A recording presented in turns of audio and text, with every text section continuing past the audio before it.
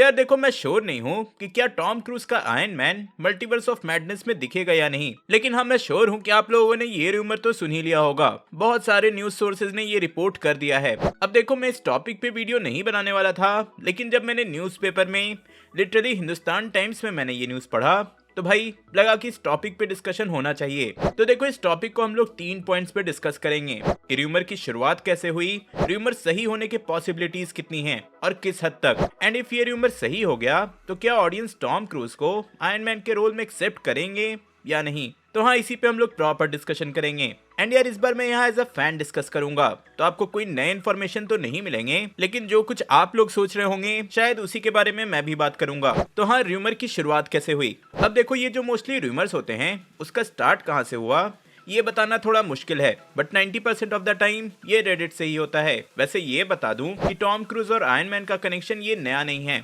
आज से नहीं, लगभग 10 साल से लोग ये फैन थ्योरीज बना ही रहे थे। जब आरडीजे की कास्टिंग हुई थी एज टोनी स्टार्क, उस टाइम ये रिपोर्ट्स आए थे कि इनिशियली ये रोल टॉम क्रूज को ऑफर हुआ था। एंड इफ आप मेरे देसी नट शॉर्ट चैनल को फॉलो करते होगे तो आपको पता होगा कि आरडीजे के पास्ट के चलते उन्हें टोनी स्टार्क के रोल मिलने के चांसेस बहुत ही कम थे। तो हाँ, from the start itself Marvel Tom cruise को आयरन मैन के रोल में देखना चाहता था, लेकिन आयरन मैन 1 के सक्सेस के बाद इसकी पॉसिबिलिटी ना के बराबर हो गई थी। ऑब्वियस है यार कि आरडीजे ने इतना अच्छा रोल किया टोनी स्टार्क का कि हम लोग किसी और को इमेजिन भी नहीं कर सकते थे, और वो एमसीयू का फेस बन चुके थे। But end game changes everything.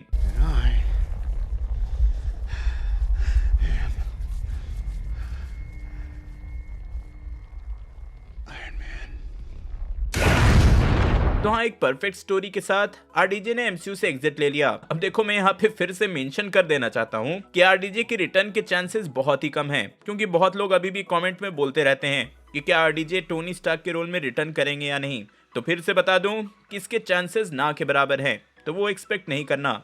लेकिन हाँ, आरडीजे के एग्जिट के साथ ही नई possibilities I, and again fans का क्वेश्चन आने लगा कि नया आयरन मैन कौन बनेगा। एंड इसका आंसर शायद अब हमें मिल रहा है कि वो टॉम क्रूज होंगे।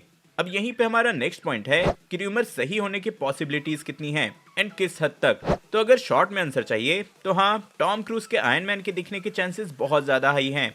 देखो, इसका रीजन हमें पहले ही 3-4 बार दिया जा चुका है। जब से एमसीयू में मल्टीवर्स इंट्रोड्यूस किया गया है, मतलब जब से इस पे फोकस किया जा रहा है, हमें एक ही चीज हर जगह सुनाई दे रही है, वेरिएंट्स। इसका फर्स्ट एग्जांपल हमें लोकी की सीरीज से मिला। वहाँ बहुत अच्छे से हमें वेरिएंट्स के कॉन्सेप्ट को एक्सप्लेन किया गया। भाई उस सीरीज में दूसरे कैरेक्टर से ज्यादा लोकी के वेरिएंट्स थे। तो हाँ, वहाँ से ये कंफर्म हो गया कि डिफरेंट टाइमलाइन या यूनिवर्स में डिफरेंट कैरेक्टर्स के डिफरेंट वर्जन्स होते हैं, या फिर कह लो वेरिएंट्स होते हैं। कई दिखने में सेम होते हैं एंड कई काफी अलग। इवन ही हू रिमेन्स, जिसने कि पूरे मल्टीवर्स के कॉन्सेप्ट को एक्सप्लेन किया था, उसका one of the variant Kang the Conqueror है, जो कि Antman and the Wasp Quantumania में दिखेगा। देन इसी का हमें लेटेस्ट एग्जांपल मिला स्पाइडरमैन नो वे होम में। वहां भी उन्होंने पीटर पार्कर के 3 डिफरेंट वेरिएंट्स दिखाए फ्रॉम 3 डिफरेंट यूनिवर्स, एंड यही same concept Multiverse of Madness में भी दिखने वाला है। पहले तो यार उसके टाइटल में ही मल्टीवर्स है, एंड ऊपर से ट्रेलर में ही इन्होंने डॉक्टर स्ट्रेंज के 3 डिफरेंट वेरिएंट्स दिखा दिए। तो ऑब्वियस है कि दूसरे कैरेक्टर्स के वेरिएंट्स तो होंगे ही, एंड इसी मल्टीवर्स वाले एंड वेरिएंट वाले कॉन्सेप्ट का यूज करके टोनी स्टार्क के एक वेरिएंट की एंट्री हो सकती है, जिसका रोल टॉम क्रूज कर रहे हैं। अब वैसे इस मूवी के लिए तो और भी कई सारे कैरेक्टर्स रूमर्ड हैं, लेकिन उस पर मैं एक सेपरेट वीडियो बना दूंगा।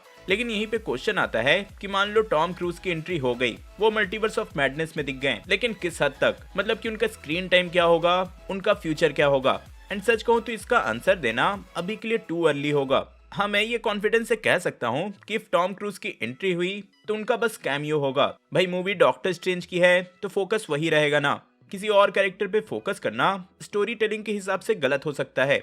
तो हाँ, अभी के लिए तो ये कैमियो होने वाला है। अब ये सिर्फ एक कैमियो क्यों होगा, इसका रीजन है हमारा नेक्स्ट पॉइंट कि क्या ऑडियंस टॉम क्रूज को एक्सेप्ट करेगी एज आयरन मैन या नहीं।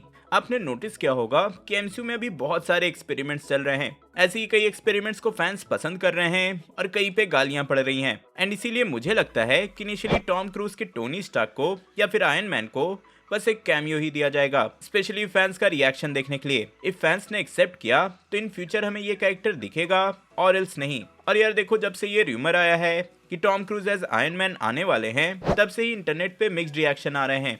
मैं अगर एज अ फैन अपना ओपिनियन दूं तो मुझे कोई इशू नहीं है, अनलेस एंड अनटिल ये लोग ऑलरेडी कंप्लीटेड स्टोरी के साथ छेड़छाड़ ना करें। और हाँ, मुझे ये भी लगता है कि टॉम क्रूज जैसे एक एस्टेब्लिश्ड एक्टर ही इस रोल में घुस सकते हैं एंड ऑडियंस से उन्हें उतना हेट नहीं मिलेगा।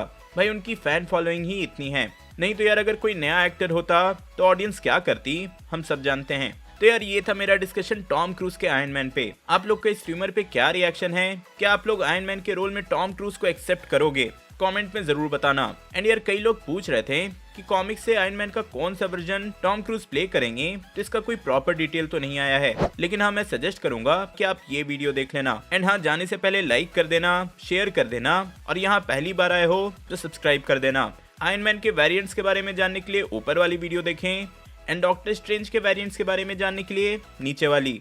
मैं जल्दी और नई वीडियो लेकर आऊंगा। टिल देन, बी देसी, बी नर्ड।